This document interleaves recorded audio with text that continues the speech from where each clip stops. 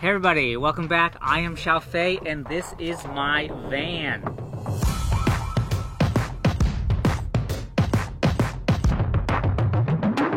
3 years ago, along with my friend Bevis, we spent months taking everything out of this Delica and then turning it into something awesome. We put in a chair and a bed and drawers in the back, and then we hooked up an electrical system to a solar panel and 330 amp hour batteries, which powers my refrigerator, and an inverter with 110 volt electricity, as well as all the lights you see around the car. I have an 8-part series where I documented the building out of this car. If you want to check it out, there's a link here, and if you want to see how it is in camping and other places, check out another link here. Now, over the past few years, this has served me very, very well, and we have had some great times together. But everything good must come to an end and be replaced by something better. So next week, I am going to be changing the interior of my Delica, because this was my first van. It was one of Bevis's first jobs that he did, and so even though it's very good and we've had some great times in it, it's not perfect. So in this video, I'll tell you about the 5 best and the 5 worst things about my design, and go into a little bit about how I'm going to change it in the future.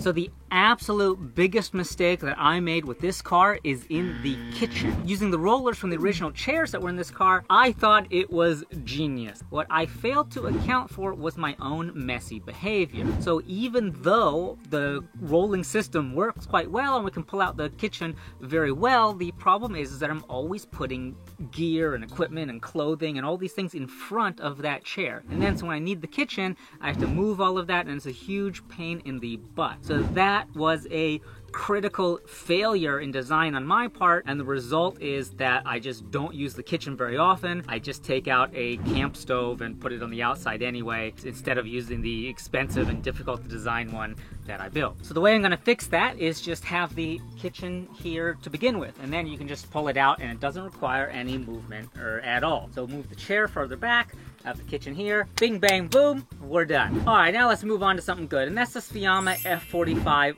awning. And I have looked at a lot of different awnings over the years, and I have 2 videos talking about different styles of awnings, and I am still convinced that this is the best way to go with this style of scissor awnings. I don't know if it matters you go with the Fiamma or the Fool. I think in Taiwan it's easier to get the Fiamma. All you have to do is crank it. It only takes a few seconds, and it's open and it's closed and quite resistant to wind and rain. So for me, I think this is the best style of awning that you can get for a camper. So next thing I did, which wasn't so clever, is I put the bed up really high. And the advantage of this is that you have a lot more storage in the car. It's very nice for everything when you're not sleeping. It's also very nice when you are sleeping because it's very cozy and it feels quite comfortable. It's easier to cool or heat that small area, so you get a very nice experience. However, the disadvantage with that is you can't sit up in bed. So, you know, if you want to spend longer in bed, you know, sit up or do some work or just relax or change your clothes or all these things, it's not very comfortable or practical when your bed is this high. It also makes getting in and out of the car a bit of effort and kind of awkward, and it's just not so nice. In general, I think that while it's totally okay to have a bed this high, it's a bit better, I think, when it's lower. So I'm going to try to move it down like another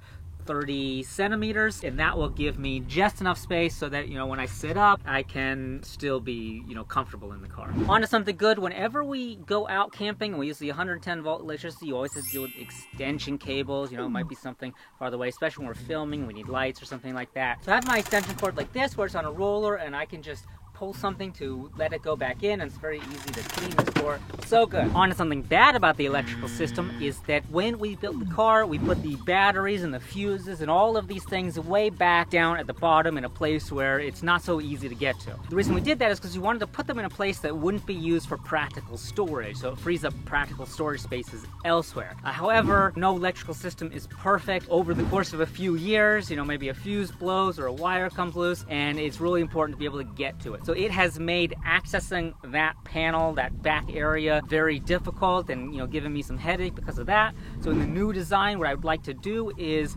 to make sure I have a very easy way to access all of the electrical components so that I can, you know, make repairs or upgrades without having to move too much other stuff out of the way. So the next good thing is this solar panel. I am super happy with having this solar panel on my car. I have a video where I talk about solar energy and the solar panel a lot. You can check it out here. But the gist is that although I do have a voltage sensitive relay, which you absolutely have to have in your camper van, no question. So when the car is driving, it is charging the batteries through the inverter. The solar panel does a lot to top that off. One is because it charges it when I'm not driving, but another is because it's at a slightly higher voltage. And because I have a lead acid battery for the car starter battery, but I'm using a lithium iron phosphate battery for my leisure batteries, then that little extra voltage helps keep everything on top. Things charge faster. It just makes everything better. And another thing that it does is it means I don't always have to turn off my refrigerator. Even though this is only an 100-watt panel,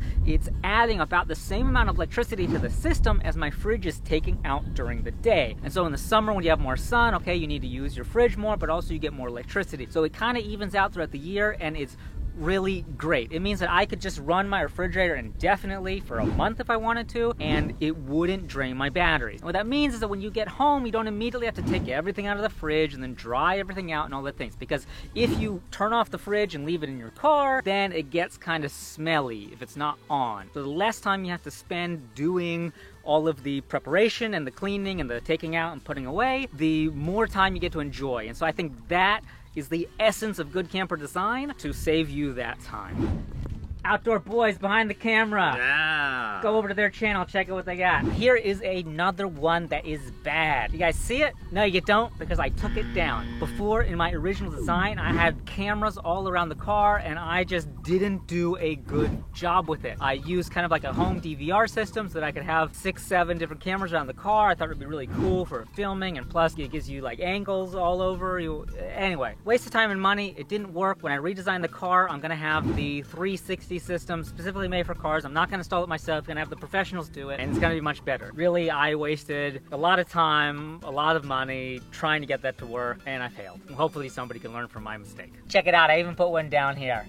It's still hooked up. This one works, but the other ones I took down. Let's try to stay positive, so let's look at something good, and that is these lights right here. I have 2 of them. They are 30 watts each, and they give off way more light than, like a 30-watt bar would. It's each one of these big LEDs, boom, they just flood the area. It is awesome. It's so good for collecting firewood, it's so good for cooking, it's so good for filming. It's even bright enough so that we can play outdoor games. Like last night we're playing Molky, we're throwing the wood. We play that at night in the middle of nowhere where there's no lights, and we can only do it because of stuff like this. So awesome, I love these lights. However, while they're so good for doing all of the stuff you want to do in the evening, they're not so good for later in the night. So after, you've done your cooking and you just want to relax and chill with your friends, maybe drink some alcohol or chat, listen to some music, this kind of thing, the lights are too bright. I'm not going to take these down because they're so useful, but I do need to add an additional smaller light and maybe make it a yellow light, a warmer light that will attract less mosquitoes, less bugs, and also,